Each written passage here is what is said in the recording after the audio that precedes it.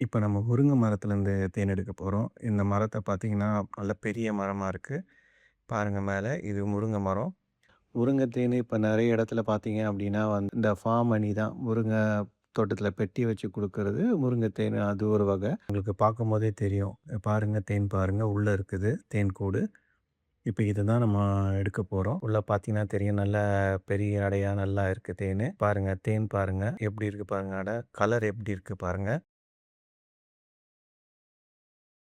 கலரும் நல்லா அ லிக்விடா நல்லா அழகா இருக்கும். மகரந்தமும் இருக்கு தேன்ல.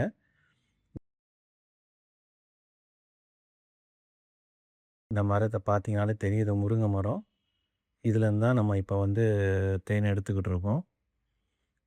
இது தேனோட இது பாருங்க எப்படி கலர் இருக்கு பாருங்க மேல தேன்ல.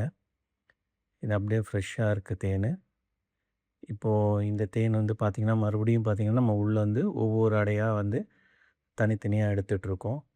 நார்மலா மரத்தில கட்டுறத விட, இந்த உள்ளேருந்து எடுக்கிற தேன் இன்னும் நல்லாருக்கும்.